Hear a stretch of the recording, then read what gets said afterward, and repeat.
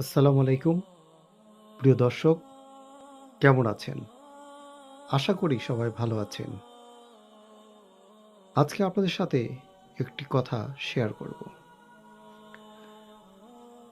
আমরা অনেকেই Facebook, YouTube এগুলা ব্যবহার করি।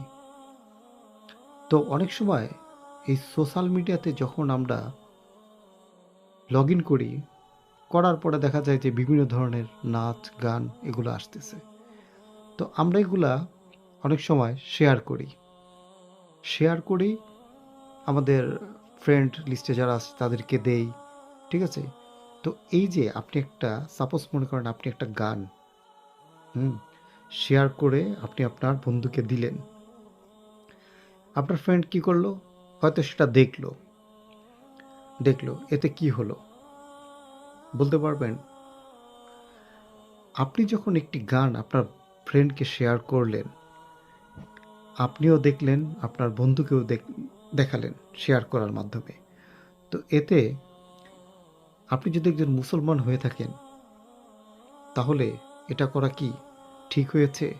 আপনি আপনার বিবেকের কাছে প্রশ্ন করুন। সে যখন আপনার শেয়ার করা সেই গানটি দেখবে, সেও কিন্তু গুনাহগার হবে।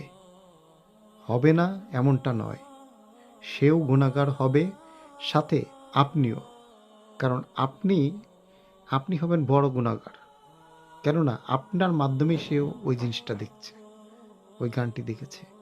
তো আমাদের উচিত এগুলো অ্যাভয়েড করা। হ্যাঁ, আপনি শেয়ার করুন। আপনি যদি মুসলমান হয়ে থাকেন, আপনি ইসলামিক কনটেন্ট নিয়ে কাজ করুন।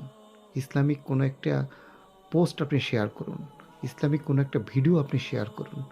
এতে করে কি হবে? আপনি যেমন সওয়াব পাবেন, তেমনি আপনার বন্ধুটিও সওয়াব পাবে। তো আমাদের উচিত এইসব বিষয়গুলো মাথায় রেখে আমাদের ইসলামিক এই জিনিসগুলো শেয়ার করা। সরি। তো সবাই ভালো থাকবেন, সুস্থ থাকবেন এই প্রত্যাশায়। আল্লাহ হাফেজ।